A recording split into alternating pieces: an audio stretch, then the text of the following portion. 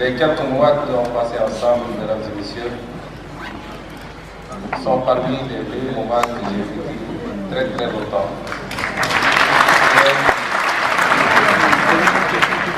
Qui m'ont permis de voir combien j'étais fatigué des chiffres et des statistiques. Vive la culture, parce qu'il y a la culture de l'homme. Je m'en vais maintenant, comme je vous l'ai dit, son Excellence le Président Bassirou Diomaye Faye m'a demandé de nous présenter à cette cérémonie. Et je m'en vais vous délivrer le message qu'il veut partager avec la communauté culturelle d'Afrique de l'Ouest, d'Afrique et du monde entier.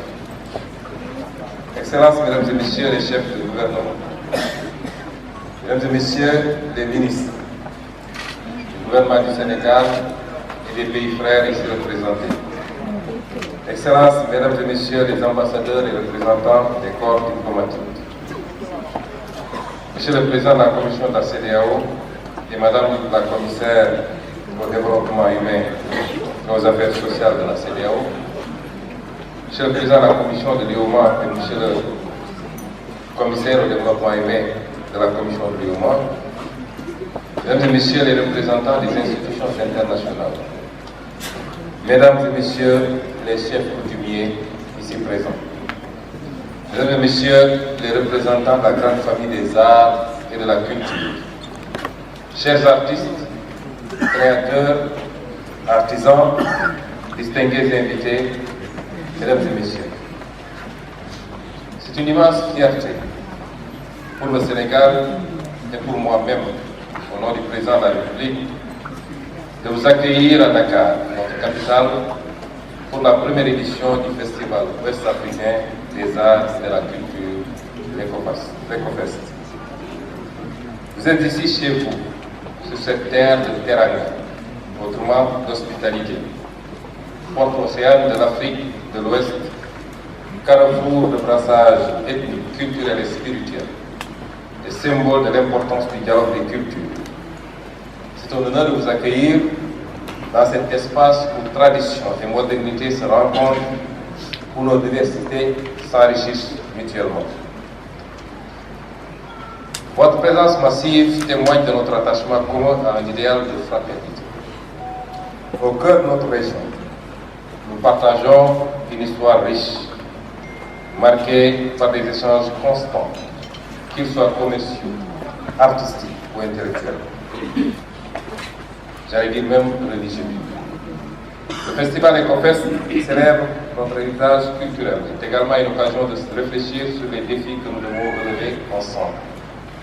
Aujourd'hui, la culture se trouve confrontée à des pressions sans précédent.